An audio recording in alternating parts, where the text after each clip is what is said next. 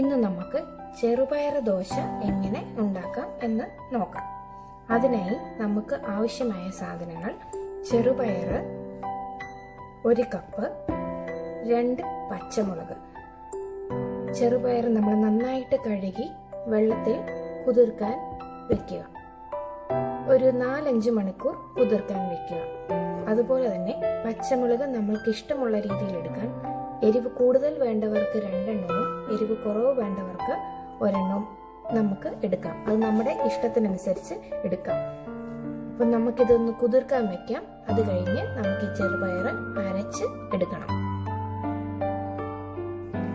അപ്പം നമ്മൾ കുതിർത്ത് വെച്ചിരിക്കുന്ന പയർ ഇവിടെ റെഡി ആയിട്ടുണ്ട്. ഈ പയറും പച്ചമുളകും ഇഞ്ചിയും കൂടി നമുക്ക് അരച്ചെടുക്കാം. ഇഞ്ചി ഓപ്ഷണലാണ്, വേണമെങ്കിൽ മാത്രം ഇട്ടാൽ മതി. പിന്നെ ഇതിന്റെ കൂടെ നമുക്ക് വേണമെങ്കിൽ അരിപ്പൊടി കൂടി ചേർക്കാം. അരിപ്പൊടി ചേർത്ത് കഴിഞ്ഞാൽ കുറച്ച് ക്രിസ്പി ആയിട്ട് കിട്ടും.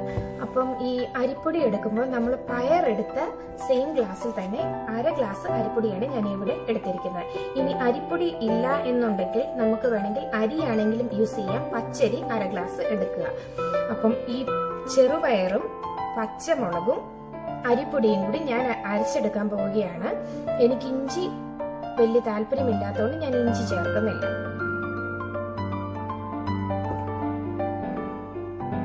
അങ്ങനെ നമ്മൾ അരച്ചെടുത്ത പയറാണിത്.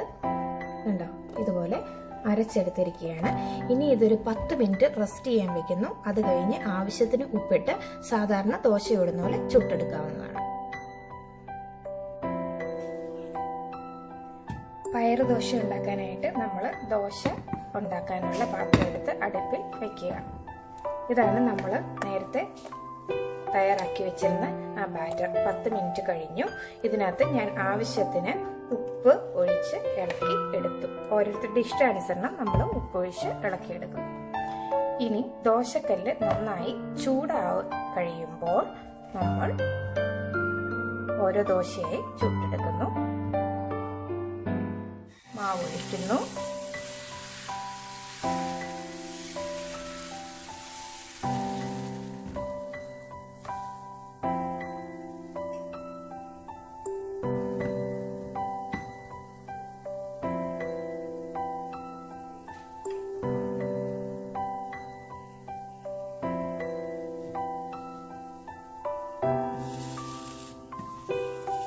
നമ്മൾ ദോശ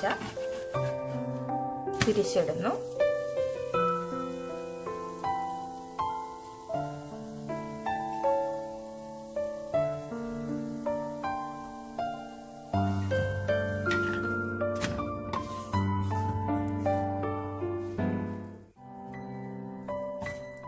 നമ്മുടെ ദോശ ഇവിടെ തയ്യാറായി കഴിഞ്ഞിരിക്കുന്നു.